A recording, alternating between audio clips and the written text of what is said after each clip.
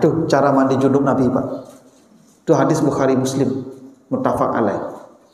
Pertama, masuk kamar mandi itu Nabi basuh 2 tangan dulu. Kalau sekarang kita itu 2 tangan. Setelah dibasuh 2 tangan, dibasuh kemaluan dengan tangan kiri.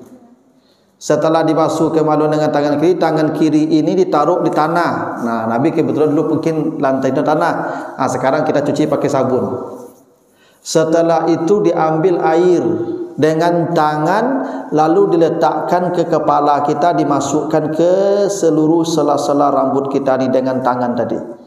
Setelah basah rambut ini, kepala ini, baru diambil air, disiram kepala 3 kali, baru ke seluruh badan, dan terakhir kaki. Cuman kalau Bapak Ibu tanya tata urutnya seperti yang dicontohkan Nabi, ada afdalnya mandi junub itu seperti yang diceritakan Aisyah. Nabi cuci tangan dulu, lalu cuci kemaluan dengan tangan kiri, lalu tangan kiri diletakkan di atas tanah, lalu ambil air, lalu ditaruhkan ke kepala, digosok-gesek semua rongga-rongga paru pori-pori ini, lalu disiram kepala 3 kali, baru ke badan, baru terakhir kaki. Ini Maimunah, istri Nabi. Jadi kalau mandi junub Nabi, tentu istri Nabi yang cerita, Pak. Tadi Aisyah, sekarang Maimunah, istri Nabi. Maimunah bercerita lagi, setelah mandi junub Nabi itu, saya kasih mindil. Mindil itu sapu tangan. Jadi oleh Maimunah kepada Nabi setelah mandi junub diserahkan handuk. Nabi menolak handuk itu.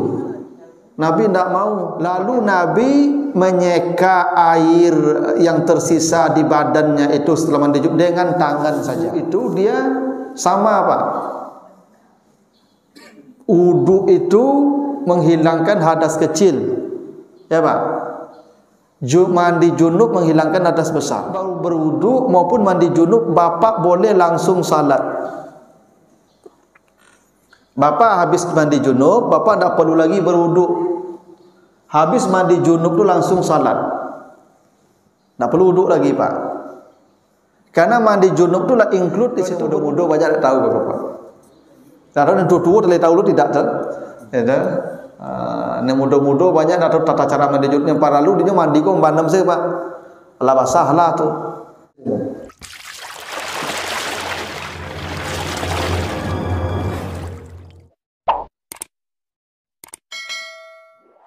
Bapak, Ibu, kaum muslimin jamaah subuh yang dimuliakan Allah, kembali kita bersyukur kepada Allah atas segala karunia-Nya. Salawat dan salam untuk Nabi kita Muhammad sallallahu alaihi wasallam. Bapak Ibu yang saya muliakan, kita lanjutkan kembali bahasan kita tentang bab al-ghusli wa hukmi al-junubi. Hadis-hadis yang menjelaskan tentang perkara mandi dan hukum-hukum janabah. Sekarang kita lihat hadis dari Aisyah. Hadis riwayat Bukhari Muslim atau muttafaq alaih. Aisyah bercerita, kana Rasulullah sallallahu alaihi wasallam iza ightasala minal janabati yabda'u fayaghsilu bi yadayhi summa yufrihu bi yaminihi ala shimalihi fayaghsilu farjahu summa yatawadda'u summa ya'khuzul ma'a fayudkhilu asabi'ahu fi usuli sya'ri summa hafana ala ra'sihi salasa hafanat summa afada ala sa'iri jasadihi summa ghasala rijlaihi muttafaq alaih. Aisyah bercerita Rasulullah itu apabila mandi junub, ini belum mandi junub ini, bukan mandi biasa, mandi besar, maka beliau mulai membasuh kedua tangan beliau. Di Nabi kalau mandi junub, yang pertama kali beliau lakukan membasuh kedua tangan dulu. Jadi ambil air dengan gayung atau kalau pakai keran, buka keran itu dibasuh kedua tangan dulu.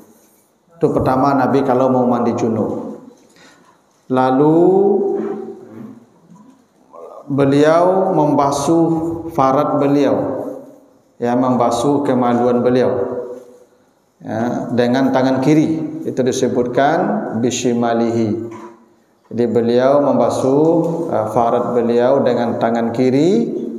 Summa daraba bihal ard, lalu beliau letakkan tangan ke tanah. Dulu kamar mandi Nabi tidak seperti sekarang Pak, tidak pakai keramik. Ya, kamar mandi Nabi itu kalau ada kamar mandi itu lantainya tanah. Nah, jadi setelah Nabi basuh tangannya, lalu Nabi basuh farad beliau, kemaluan beliau, lalu tangan kiri yang membasuh tadi beliau letakkan di tanah, beliau gesekkan ke tanah begini Pak. Nah, mungkin kalau kitanya pakai sabun lah setelah dibasuh kemaluan itu. Lalu beliau berwudu. Jadi setelah dicuci tangan, lalu dibasuh kemaluan, lalu tangan kiri yang membasuh kemaluan tadi dicuci dengan sabun kalau Nabi ke tanah ditaruh. Setelah itu baru Nabi berwudu. Itu ya. Lalu baru Nabi mengambil air, lalu Nabi masukkan air itu lewat ujung-ujung jarinya ke rambut beliau. Jadi belum disiram badan Pak. Ya, setelah dicuci kemaluan, dicuci tangan atau diletakkan ke tanah tadi, lalu beliau ambil air dengan tangan kanan beliau masukkan ke semua celah rambut-rambut beliau itu. Ya, jadi air itu diambil dengan tangan, lalu dimasukkan diletakkan di kepala, lalu dimasukkan ke semua pori-pori rambut ini. Tuh, jadi belum disiram. Itu cerita Aisyah begitu Nabi dilihat mandi junubnya. Lalu baru beliau menuangi air 3 kali ke kepala beliau. Jadi setelah diambil pakai tangan, air itu dimasukkan ke sela-sela rambut. Nah, setelah itu diambil air dengan gayung, baru disiram kepala 3 kali. Jadi air itu tidak langsung disiramkan ke kepala. Jadi kepala ini diambil dulu air dengan tangan, lalu dimasukkan ke sela-sela rambut-rambut. Memang ini secara medis ada hikmahnya Pak. Kalau Bapak langsung menyiram kepala, itu nanti berpotensi bisa stroke. Ya Pak. Jadi sesuaikan dulu kepala dengan suhu, netralisir dulu. Caranya ambil air dengan tangan, lalu letakkan ke rambut kita, masukkan ke akar-akar rambut itu dengan tangan dulu, baru disiramkan. Ya, Nabi siram kepalanya 3 kali. Setelah itu baru Nabi memenuhi tubuhnya dengan air disiram, lalu terakhir baru Nabi membasuh kakinya. Nah, itu cara mandi junub Nabi Pak. Itu hadis Bukhari Muslim muttafaq alaih.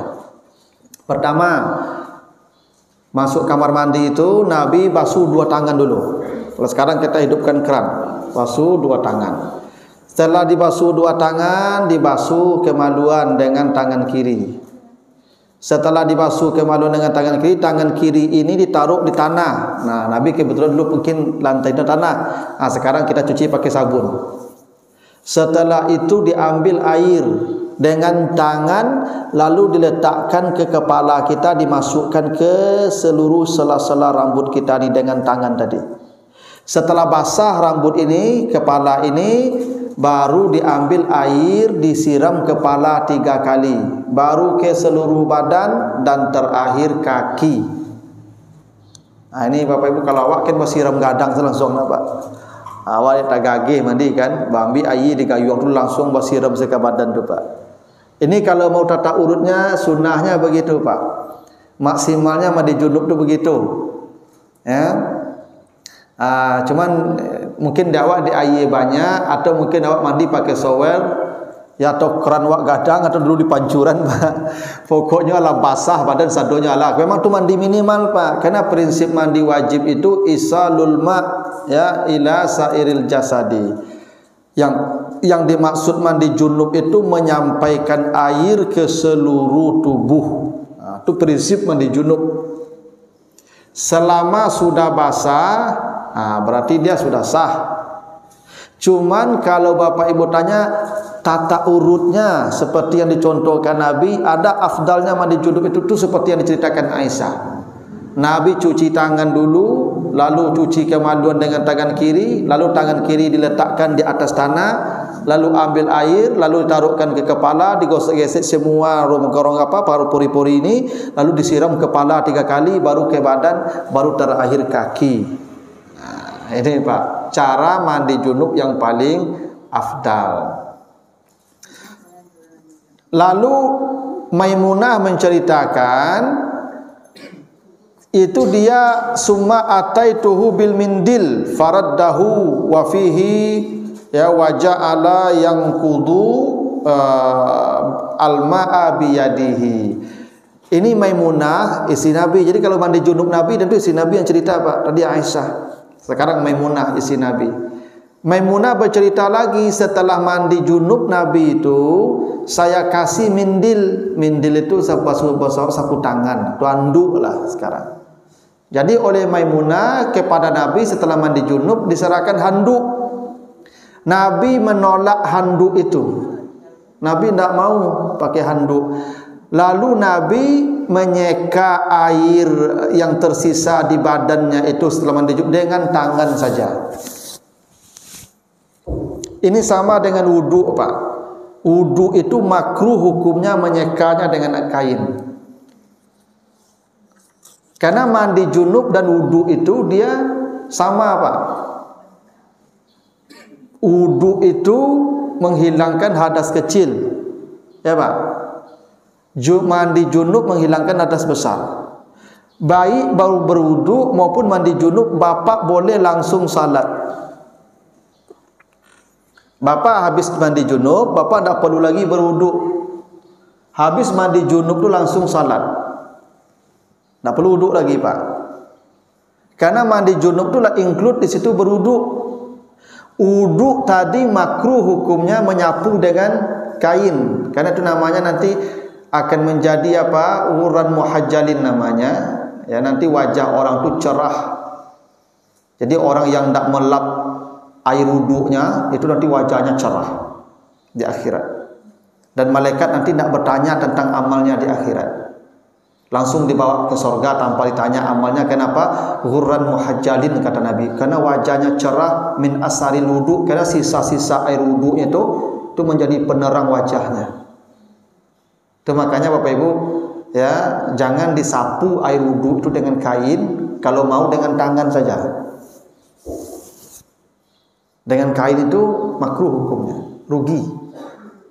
Ya. Nah, mandi junub juga begitu. Itu Maimunah kasih handuk atau mindil, ya, sapu tangan. Oleh Nabi ditolak itu mindil atau sapu tangan. Lalu Nabi bersihkan saja airnya dengan tangan beliau. Nah, lalu beliau pakai pakaian. Itu mandi junub tu Pak begitu. Ada awak kalau sudah mandi tak pakai handuk kan lain lo perasaan apa? Karena soal kebiasaan. Tapi memang kebiasaan Nabi begitu. Nabi kalau mandi junub tidak menyapu airnya dengan handuk atau dengan kain atau dengan mindil namanya. Tapi Nabi menyekanya dengan tangan saja. Nah, ya zaman sisu orang pergi mandi kadang-kadang kadang-kadang handuk itu Pak. Enak. Nah, tuh, tapi kalau pakai handuk pun tidak masalah. Boleh saja pakai handuk. Cuman yang diceritakan tentang junub mandi junub Nabi begitu. Ya, itu cara mandi junub. Nah, ini kau yang muda-muda banyak tak tahu Bapak. Kalau yang tua-tua telah tahu lu tidak tahu. Ya, yang muda-muda banyak tak tahu tata cara mandi junub. Yang para lalu dia mandi kau bandam saya Pak. Allah basah lah tu. Tapi tata urut yang dicontohkan Nabi itu, nah, jarang-jarang dikasih tahu tu Pak. Jadi cuci tangan dulu, cuci kemaluan, cuci tangan kiri yang mencuci kemaluan tadi. Kalau afdalnya di tanah atau di sabun, dikasih sabun, baru kemudian dia mengambil air taruh di kepala, basahkan, lalu siram 3 kali, baru badan, baru kaki. Nah, dan kalau bisa setelah mandi itu begini saja, tidak perlu pakai handuk. Ini untuk mandi junub. Kalau mandi biasa tidak apa-apa pakai handuk. Nah, tapi kalau saya pakai handuk aja pakai bunda. Dingin nanti pakai baju Pak ya.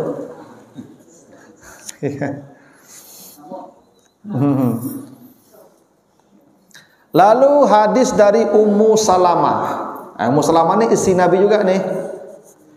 Qultu ya Rasulullah, inni imra'atun asyaddu sya'ra ra'si, afa anquduhu li ghuslil janabati wa fi riwayatin wal haidati, qala la inna ma yakfiki antasi ala ra'siki salasa hasayat.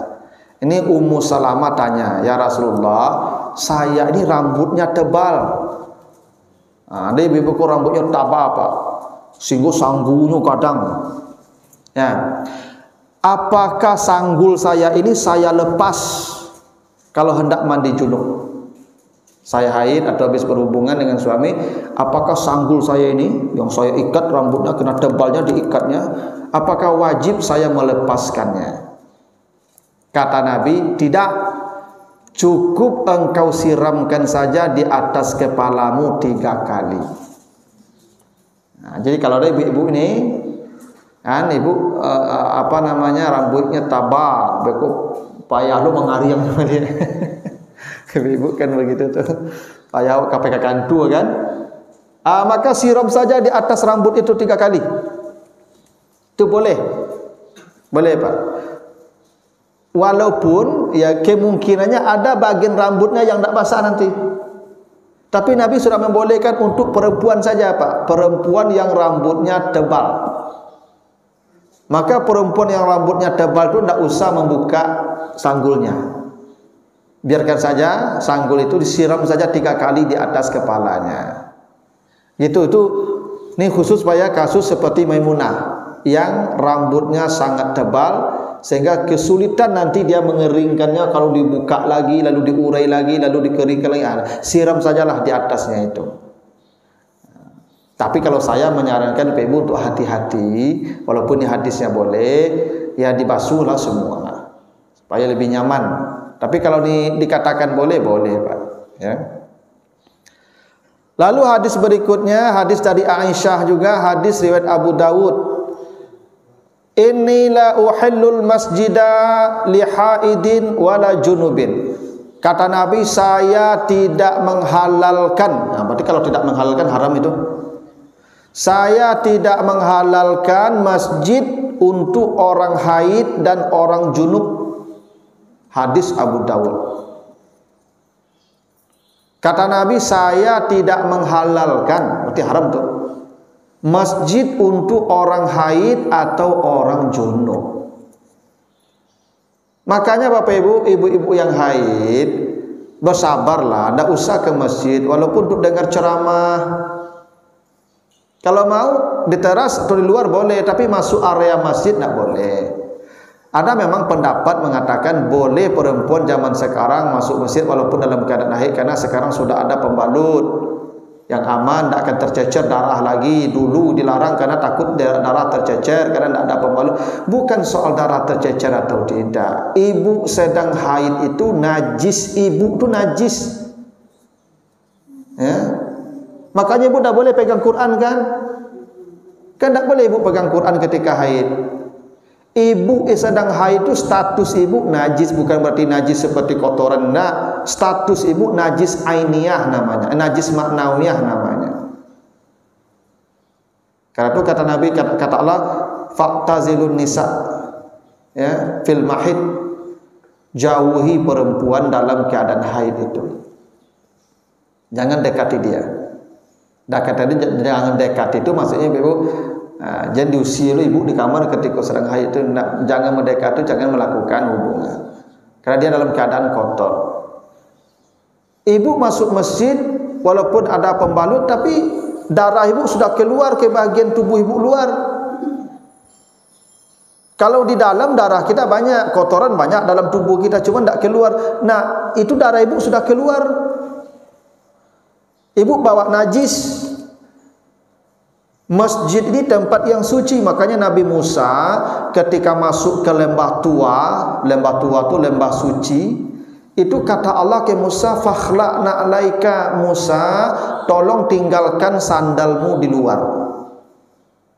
Tolong tinggalkan sandalmu di luar, jangan bawa ke lembah ini sandalmu, karena sandal itu bisa jadi menginjak najis.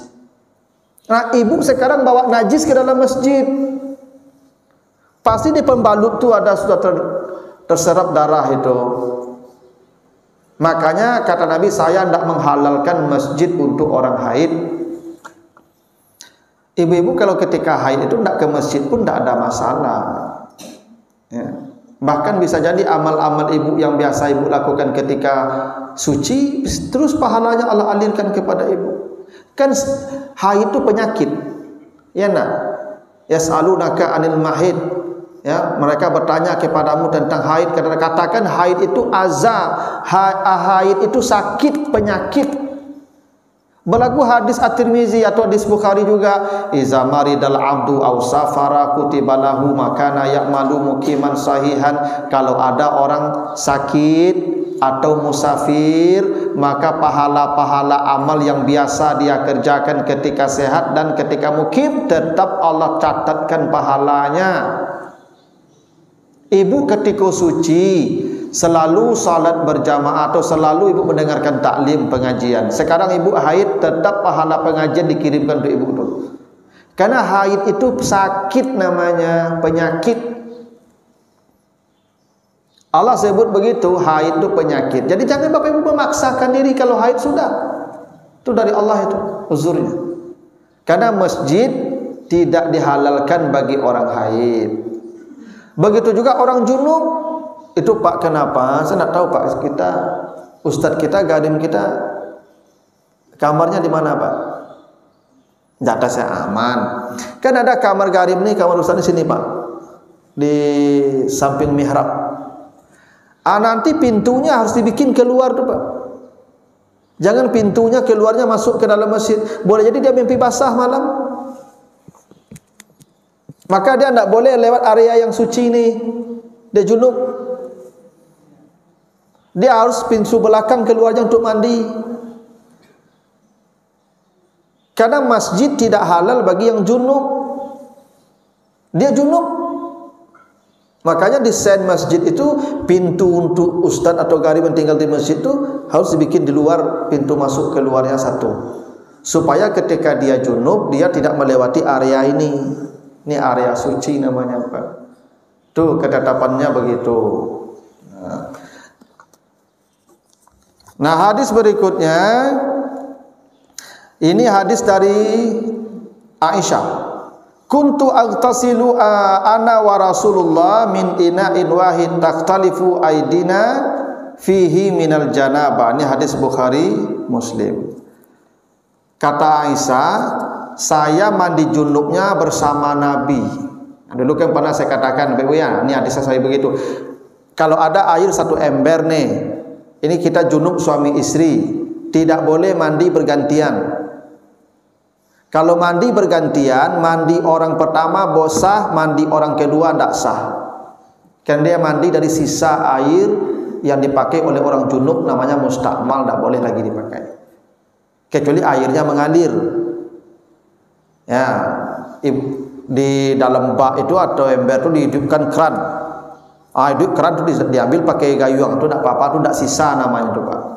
Itu mengalir namanya. Ini airnya memang tidak mengalir, tergandang saya di ember itu. Itu apa ibu suami istri junub, lalu apa mandi dulu, itu baru ibu mandi setelah apa, maka mandi ibu tidak sah. Tidak boleh mandi dari sisa air mandi junub orang. Kita junub, kecuali kitanya tidak junub. Kita mandi biasa, kalau mandi biasa boleh. Kalau orang junub mandi dari sisa air mandi junub orang, maka orang yang mandi yang kedua itu tidak sah mandinya. Solusinya bagaimana? Mandi bersama. Kata Aisyah, kami mandi satu bejana dengan Nabi sama mandi. Lalu tangan saya, air mandi saya jatuh ke bejana, Nabi juga begitu, dan Nabi terus mandi dan sampai selesai, tidak ada persoalan. Kenapa? Karena dianggap kita satu orang mandi itu. Walaupun berdua mandi, dianggap satu orang mandi. Tapi kalau bergantian mandinya dianggap dua orang. Kalau kita mandi bersama, walaupun air dari badan suaminya jatuh ke ember, air badan istrinya juga jatuh ke ember, itu dianggap mandi satu. Dan itu boleh, dua-duanya sah mandinya. Tapi kalau mandi satu pertama, yang kedua ini batal. tidak sah mandi junubnya. Kalau airnya tadi tidak mengalir, karena kata Nabi, janganlah kamu mandi junub di air yang tidak mengalir. Ya, la taghtasilu fil ma'id daim wa anta junuban. Jangan mandi di air yang tidak mengalir dalam keadaan junub. Nah, begitu Pak. Memang harusnya mengalir airnya. Nah, jadi nanti solusinya kalau nanti bisa jadi mati lampu atau PDAM macet. Layado awak mohon maaf ni habis berhubungan malam tu layado tersesuai SMB. Subuh lu jadi ai lai. Acaranya balik mandi berdua leh. Kalau mandi berdua dah kalau Pak. Okey amannya. Gitu. Ini hadis tadi Pak Ibu ya. Hadis dari Abu Hurairah, hadis terakhir ini. Tentang mandi junub, inna tahta kulli sya'ratin janabah faghsilu sya'ra wa anfu al-bashara wa ankul bashara. Jadi kata Nabi begini, sesungguhnya setiap helai rambut itu junub, karena itu basuhlah setiap helai rambut itu dan kulitmu. Nah, ini kan tadi agak sedikit bertentangan dengan hadis dari Ummu Salamah tadi itu. Ummu Salamah kan bertanya, rambut saya tebal, apakah harus basah semua? Kata Nabi, kau siram sajalah 3 kali di atas. Tapi hadis ini kata Nabi, semua rambut dari pangkal sampai ujung setiap helainya junub, janabah ketika kita junub, maka basuh setiap helai itu. Ini mungkin berlaku standar, ni umum nih. Tapi untuk kasus Maimunah, mungkin kasus yang rambut tabah bana, boleh. Makanya saya lebih hati-hati kalau soal ini, lebih memilih hadis yang ini. Hadis dari Abu Hurairah, hadis Abu Daud dan At-Tirmizi. Setiap helai rambut kita ni junub itu, kenapa orang Bapak Ibu tidak mau memotong rambut ketika junub? Harus disucikan dulu. Apa? Kan nanti di hari kiamat semua bagian tubuh kita dikembalikan ke kita Pak, termasuk rambut-rambut kita. Makanya ketika junub, ya memang orang banyak tidak mau potong rambut. Ya, jadi kalau junub jangan potong rambut, berarti setiap helai rambut kita ni junub. Ya. Jadi junub itu bukan hanya badan, rambut kita setiap helainya junub. Itu kenapa Nabi tadi sebelum menyiram kepalanya, itu air ditaruh dulu di kepala semua, dibasahkan dulu sampai rambutnya sudah basah semua, baru disiram. Untuk memastikan sampai ke akar-akar rambut itu dia harus basah. Itu kenapa Bapak Ibu yang pakai bigen pasti mandi junubnya tidak sah. Karena bigen itu spiral. Bigen itu menutup pori rambut Bapak.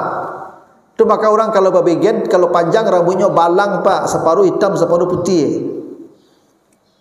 Maka Bapak Ibu yang pakai bigen, saya jamin mandi junubnya tidak sah dan salatnya haram, ibadahnya haram.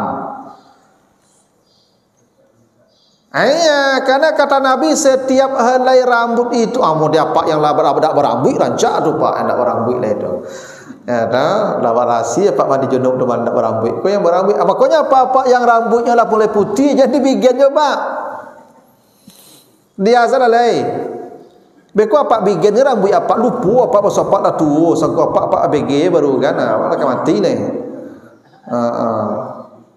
Maka kata Nabi, inna tahta kulli sya'ratin janabatun, setiap helai rambut itu junub. Maka basuhlah setiap helai rambut itu. Kalau ada satu helai rambut Bapak tak basah, Bapak tak sah mandi junubnya.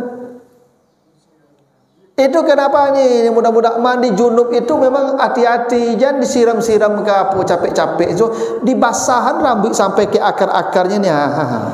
Ni junub sampai-sampai kata Nabi wal bashar, bukan hanya rambutnya yang basah, sampai ke pori-pori rambutnya ini, ke tempat-tempat tumbuhnya ini harus dibasahkan.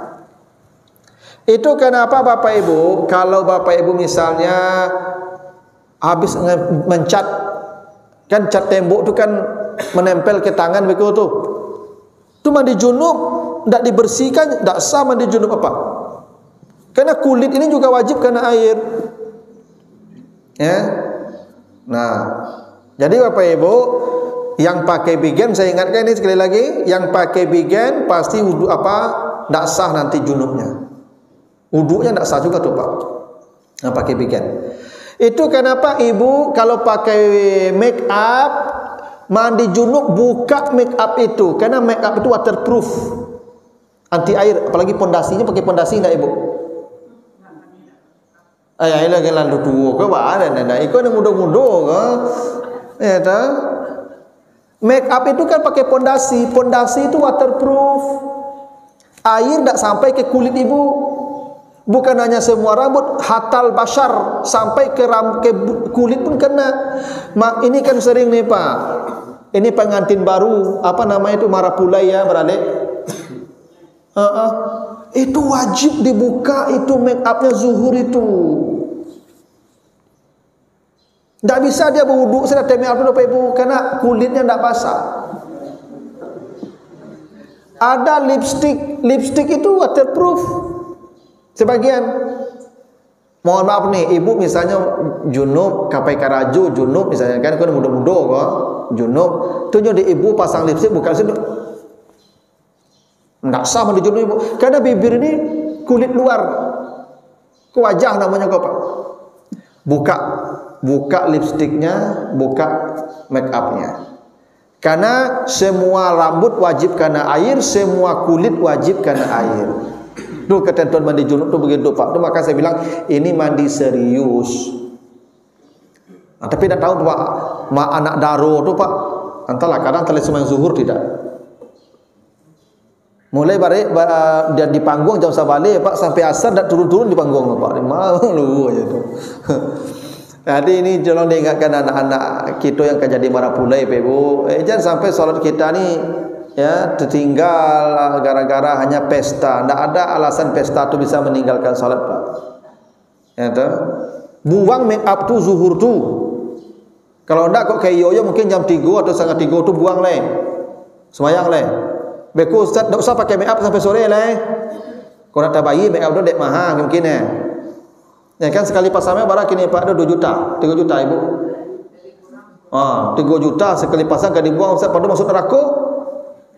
Pilihannya itu kau masuk neraka atau kau nyampak piti 3 juta tau.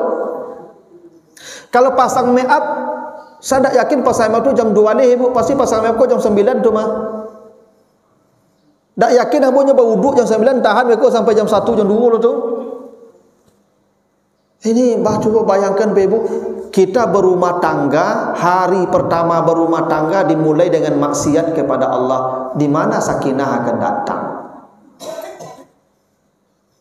Hari pertama kita berumah tangga saja sudah maksiat yang kita lakukan. Apalagi kita mengharap ridha Allah dengan ya menjadi keluarga sakinah diawali dengan maksiat. Buka make up tu. Kalau lewat piti pulang balik make up beko. Kalau ndak udah, ndak tu pakai make up bersaleh. Lagian make up tu topeng saja tu. Ya. Make up tu kan nyo sebenarnya ndak rancak ke lo ibu. Ya ndak. Tu makanya orang kalau pakai make up tu tak kajui on caliknya rancak.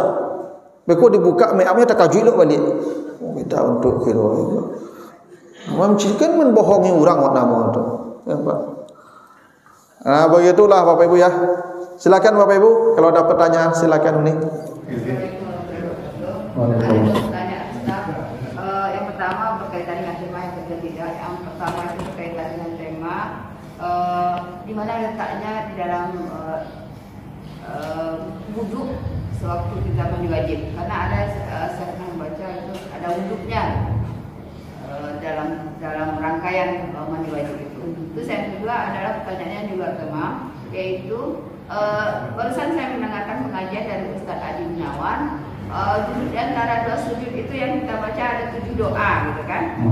7 doa itu kalau menurut beliau itu urutannya tidak betul yang kita baca selama ini. Jadi terus dia juga belum agak jelas juga sih dia, tapi dia bilang katanya dia hanya membaca Rabi Firli saja di antara 2 sujud untuk menyelamatkan kalau ada 7 rangkaian doa itu yang urutannya itu tidak sesuai gitu, tidak tertib kata beliau. Apakah itu betul Ustaz? Soalnya kan kita ilmunya kurang gitu kan. Saya sempat membantah karena kalau saya dengar, saya tonton YouTube-nya UAS, itu UAS juga membaca 7 rangkaian doa itu antara duduk antara 2 sujud. Mana yang betul itu Ustaz? Oke, Baik, terima kasih. Yang pertama tadi tentang di mana letak wuduk dalam mandi junub. Sebenarnya berwuduk itu kan tidak wajib dalam mandi junub, dia hanya sunat. Tapi tata urutnya tadi disebutkan, tapi saya agak tadi di penjelasan saya terlepas tadi, tapi di hadis saya bacakan tadi. Pertama itu dibasuh dua tangan. Setelah dibasuh dua tangan, dibasuh kemaluan dengan tangan kiri. Lalu tangan kiri itu dicuci lagi. Nabi menunjukkan pakai tanah atau kita pakai air, pakai sabun. Lalu kemudian baru Nabi berwudu. Ya. Setelah berwudu baru diambil air ditaruh di kepala, ditaruh di rambut pakai jari-jari. Setelah itu baru disiram 3 kali dari kepala, baru disiram badan, baru terakhir kaki dibasuh. Jadi memang sunnah sebelum kita mandi menyiram air ke kepala itu berwudu. Jadi wudu itu dilaksanakan sebelum menyiram air ke kepala. Ya, itu sunnahnya begitu. Tapi kalau tidak berwudu pun tidak apa-apa. Cukup sengajaku mandi junub ya, karena Allah, menghidangkan hadas besar karena Allah, dan langsung mandi dan setelah itu langsung salat. Nah, cuman sunnahnya memang ada wudu ya sebelum menyiramkan ya air ke kepala, sebelum memasukkan air tadi. Jadi air diambil dengan tangan, ditaruh di kepala, dibasahkan ke rambut-rambut kita. Nah, sebelum itu berwudu. Ya, tapi tata urutnya yang sesuai dengan cerita Aisyah tadi begitu. Ya. Nah, yang kedua soal bacaan doa antara duduk antara dua sujud. Memang itu ada perbedaan ulama karena hadisnya agak beda. Bagi saya itu tidak terlalu prinsip. Mau baca Rabbi firli saja boleh. Mau baca Rabbi firli warhamni wajburni warfa'ni warzuqni sampai akhir juga boleh. Tidak baca itu juga boleh. Apa duduk tu antuk satu sujud boleh. Karena yang rukun duduk antara dua sujud. Itu ditinggalkan tidak sah salatnya. Tapi bacaan tidak ada masalah. Karena kata Nabi, salat itu tidak boleh kecuali 4. Tasbih, tahmid, takbir, kalamullah. Selama yang 4 ini boleh. Bahkan mohon maaf Bapak Ibu duduk antara dua sujud itu baca qul huwallahu ahad Allahu samad lam yalid wa lam yulad wa lam yakul lahu kufuwan ahad Allahu akbar, boleh. Kenapa? Kalamullah. Bapak waktu duduk antara dua sujud baca subhanallah subhanallah, boleh. Tasbih.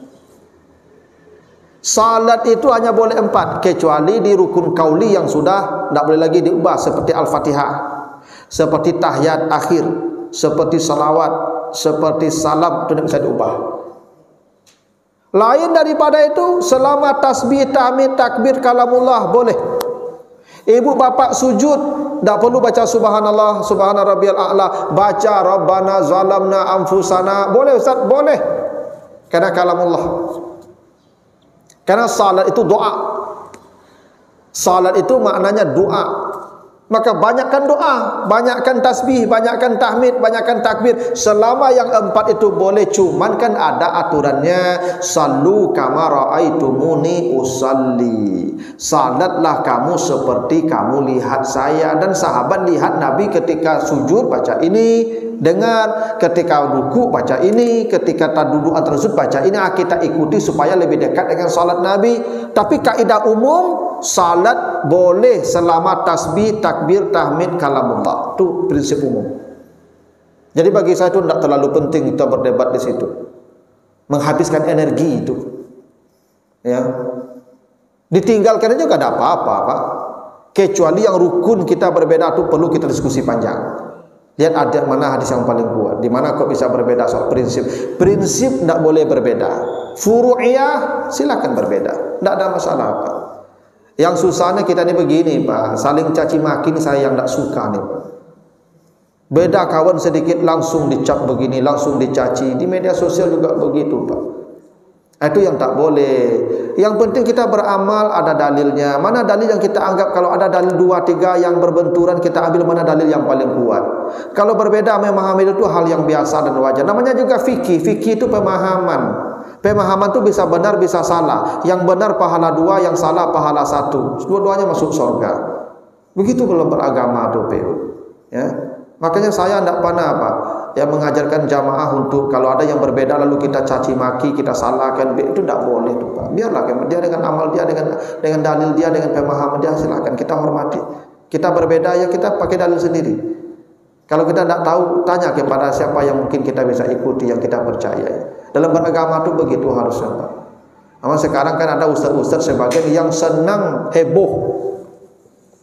Ada sebagian ustaz begitu, Pak. Senang bikin ribut. Bikin ribut kok senang mana, Pak? Padahal hal-hal itu tidak perlu diributkan sebetulnya. Ya, orang yang lah semayang ke PU tidak perlu lalu cikaroi mana lah. Yang nak semayang tu edo kemaria sadarkan ya. Ya seketik saya beda langsung bid'ah, langsung dalalah, langsung neraka. Boleh kalau itu boleh saja mau baca. Tidak baca juga tidak apa-apa. Cuma kan rugi saja. Karena Nabi membaca ini. Ya kalau saya dari dulu memang diajarkan oleh guru-guru saya, itu bacanya Rabbil firli warhamni wajburni warfa'ni. Memang saya baca hadisnya ada sedikit perbedaan.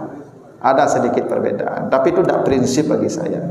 Nanti kita bahas tentang itu. Nanti ada bab tentang sifat salat Nabi nanti. Nanti kita akan bahas itu detailnya seperti apa takbirnya, rukuknya, bati apanya, sujudnya, ada nanti sifat salat Nabi, ada hadis panjang tuh nanti itu. Nanti kita bahas satu-satu hadisnya. Nah, gitu. Setelah nanti bab wudu selesai, nanti kita masuk ke sifat salat Nabi. Biar nanti kita tahu seperti apa Nabi itu salatnya dan ragam-ragam yang dicontohkan Nabi. Tinggal kita milih saja. Masih ada? Silakan, Pak. Mengenai mandi wajib ya. Ada mandi wajib, ada wajib mandi. Tadi Bapak udah kasih pencerahan gitu mengenai cara atau tata mandi wajib ya. Yang saya lakukan Pak ya, karena saya kan saya tidak pernah mempelajari Pak, hanya melalui mendengar gitu Pak. Jadi tidak pernah merujuk ke nasnya gitu Pak ya. Jadi kalau mandi wajib memang dibersihkan dulu, terus kita berwudu sampai tangan, langsung siram kepala. Jadi tidak ada istilahnya menyiram kaki. Yang versi kedua katanya mandi itu sudah merupakan satu paket dengan mandi biasa aja, itu satu paket dengan wudu. Jadi ada orang mengatakan dengan mandi aja itu otomatis wudu katanya. Yang ketiga, pindah ke yang lain dulu Pak ya. Rambut, bigen. Ada yang mengatakan hadis begitu Pak. Kita tidak boleh mencabut uban. Itu yang pertama. Yang kedua tidak boleh mengecat uban dengan warna hitam. Itu yang uban Pak ya. Sekarang ada model lagi, rambut dicat-cat. Boleh katanya sepanjang tidak warna hitam. Kira-kira itu aja Pak pertanyaan dulu. Terima kasih. Baik Pak, terima kasih. Yang pertama memang mandi junub itu prinsipnya kan tadi semua bagian tubuh kena air. Itu sah. Yang penting badan Bapak sudah basah. Apa tibu di batang air, kebetulan lubuk menturun. Sengaja aku mandi junub, melompat Pak langsung ke lemari itu Pak. Tuh bandam saya pakai setengah menit lemari itu. Itu kalau apa leh? Semayang leh? Lah sah rumah. Kalau Bapak tanya ya soal mandi itu tidak mesti dicuci kaki, nah memang tidak perlu dicuci kaki. Nampak batang air ya Pak, langsung Pak melompat macam ini niat lu. Sengaja aku mandi junub lu mencabu segala. Tidak usah Pak sabun-sabun membandam saya setengah menit itu. Itu kalau apa leh? Manusia yang lain lah sah rumah. Cuman yang sunnahnya ada afdalnya. Afdal seperti urut tadi itu. Cuci tangan dulu, ya setelah itu cuci kemaluan, setelah itu baru kita berwudu, setelah berwudu lalu kemudian dibasahkan kepala dengan jari-jari, lalu disiram kepala 3 kali, baru ke badan, baru ke kaki. Nah itu sempurna tuh, terakhir tuh, dan tak dilap dengan kain. Nah itu dulu Pak. Ini kalau mau afdal, tapi kalau mau minimal yang penting sudah basah. Amal itu Pak, tidak masalah itu. Boleh Pak kalau gitu. Memang tidak perlu cuci kaki sendiri, tidak perlu juga. Nah, sama dengan wudu mandi biasa itu sudah masuk wudu benar. Bapak mandi bisa berwudu dengan mandi, tapi berniat berwudu Pak mandi itu. Kalau Pak tak ada berniat berwudu, tak sah, karena niat yang pun jadi pokok. Saya ngajak aku berwudu, Bapak kelompok kalau lagi itu walaupun kaki dulu. Itu makanya Pak wudu itu dalam beberapa mazhab tidak perlu tapi boleh orang berwudu dibasuh tangan dulu, itu baru ke muka, itu baru kaki, baru kepala, boleh. Boleh. Tapi itu tidak wajib. Cuma afdal itu. Tidak afdal itu loh, dan afdal itu kata Nabi tidak bima bada Allahu bihi. Seperti apa yang dimulai Allah, begitulah mulainya berwudu. Bagaimana mulainya Allah? Tangan kaki, apa wajah dulu, lalu ke tangan, lalu ke kepala, lalu ke kaki. Itu Nabi begitu bilangnya. Mulailah dengan yang dimulai Allah. Allah mulainya dari wajah, mulai dari situ. Tapi itu bukan kewajiban. Apa kalau mandi bisa apa mandi langsung wudu tadi itu Pak? Apa kalau kepala atau kaki dulu? Harusnya kepala Pak dulu, atau mukul dulu kan iya mah. Anda bolehnya Pak kalau kaki dulu. Kan kalau Pak kalau mandi ini masih kaki dulu tuh. Itu boleh. Apa kalau mandi biasa berniat berwudu langsung, tidak usah wudu lagi habis mandi, langsung salah deh. Kadang berwudu itu langsung muka, tangan, kaki, kepala, itu masa dulu nyelandang. Lebih hebat lah mandi berwudu hebat. Cuma tetap harus berniat berwudu baik waktu menjelang mandi itu. Kalau tidak berniat wudu dasar. Kalau tadi mandi junub tak perlu berniat wudu, karena niat mandi junub pula include wudu di situ. Kalau niat mandi junub itu menghilangkan hadas besar, niat wudu menghilangkan hadas kecil. Pak Ibu berniat mandi junub termasuk niat wudu dalam rumah. Pokoknya habis mandi junub itu langsung saja salat. Kalau tadi pas mandi menyentuh kemaluan, Ustaz, kemaluan itu kata Nabi bagian tubuhmu seperti telinga dan hidung. Masih telinga kan ada, masih hidung kan ada, sama lah kayak begitu. Boleh, tidak ada masalah. Nah yang ketiga, rambut. Memang Nabi larang, bukan haram mencat rambut itu yang putih menjadi hitam, karena itu sinyal supaya kita ingat mati. Kalau mencat itu rambut dari yang putih sudah kemudian lagi hitam, kita masih belum lalai, masih lalai juga beribadah nanti itu. Coba kalau Bapak Ibu saya coba kacau nampak putih rambut itu sadar lalai itu. Ya. Kalau nampak kacau ibu sudah nampak rambut apa hitam itu sadar lalai itu. Ibarat apa itulah alarm tuh. Makanya Nabi Daud kan pernah tuh protes ke malaikat.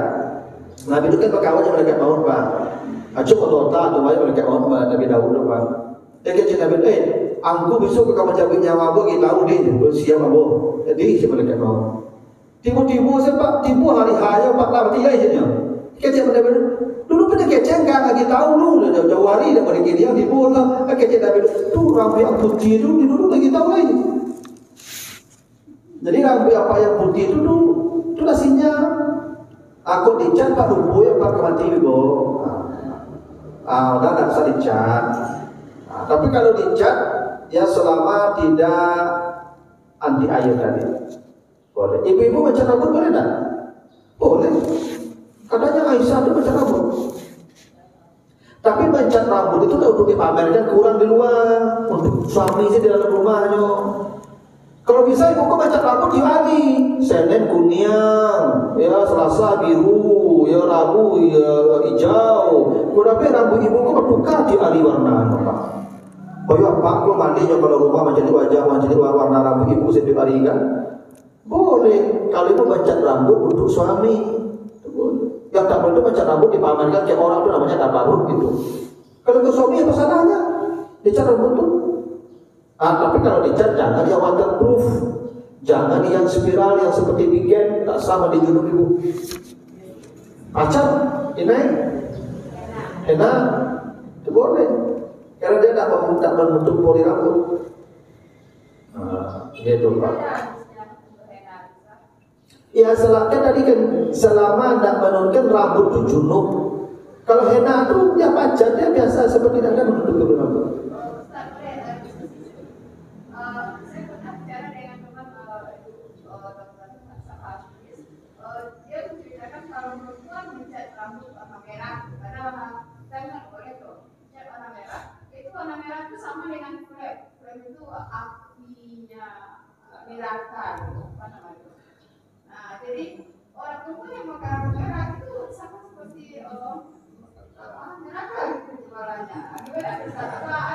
Nggak ada, belum saya temukan itu. Kalau mencat boleh warna apa saja, tapi niat mencat tadi untuk suami supaya apa dan nampaknya berusia lain deh.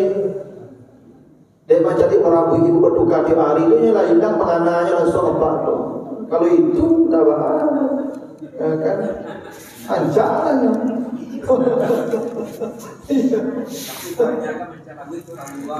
Ayat itu masalahnya Pak. Perempuan itu mencat rambut untuk dipamerkan ke publik, itu namanya tabarruj, haram hukumnya. Tapi kalau untuk suami, rancang aja berarti ibu berduka-duka warna ibu di rumah di hari, supaya apa kok pas masuk rumah ini tahu warna ibu alu lagi gitu. Silakan apa tadi Pak? Topik kita kan mandi tadi nih. Urutan kita kan pingin abdol ya.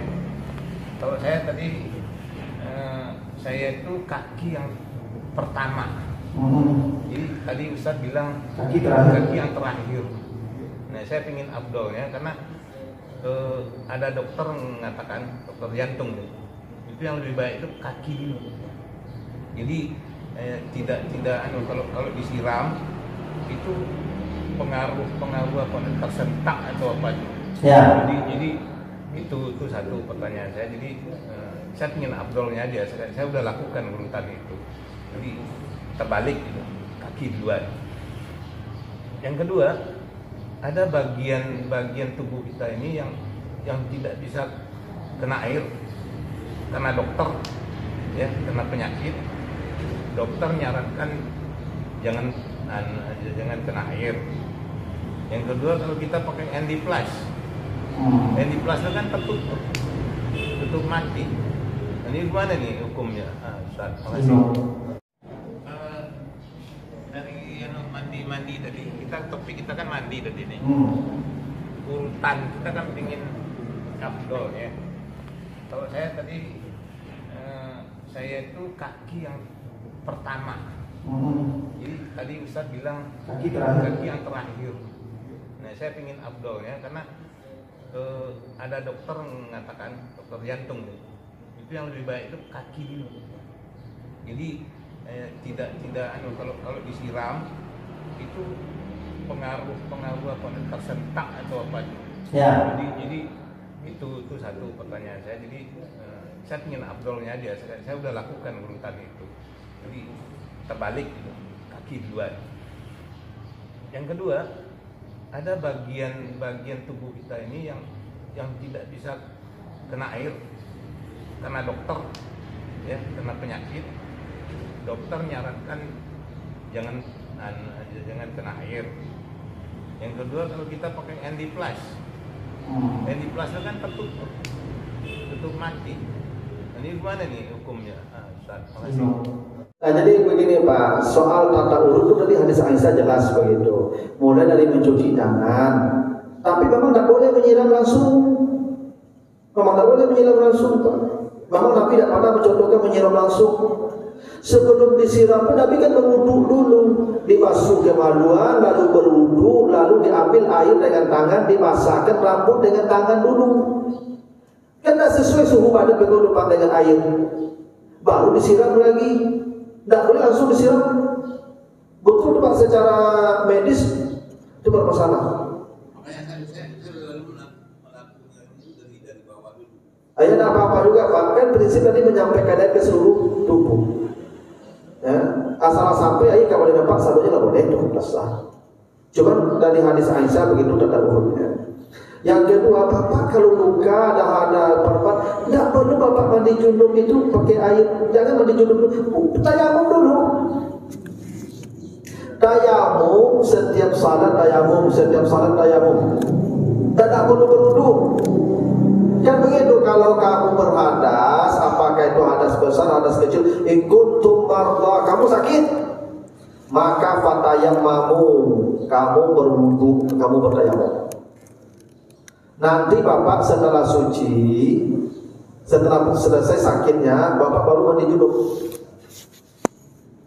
Tapi selama Bapak masih dalam status sakit, itu tayamum. Tapi tayamum itu tidak membuat Bapak suci permanen. Karena tayamum itu suci temporal. hanya untuk salat saja. Itu makanya tayamum tidak boleh dipakai untuk salat berikutnya. Tayamum hanya satu tayamum, satu salat. Bahkan salat sunat pun tidak boleh dengan tayamum itu. Bapak musafir lalu tayamum, lalu bapak setelah assalamualaikum lalu mau salat sunat, tidak boleh. Ulang tayamum lagi. Itu menunjukkan tayamum bukan pensucian. Dia hanya pengganti wudu atau mandi. Tapi kita tetap berhadas ketika tayamum kita habis, salat kita selesai. Hanya nih, begitulah dulu Bapak Ibu ya, mudah-mudahan.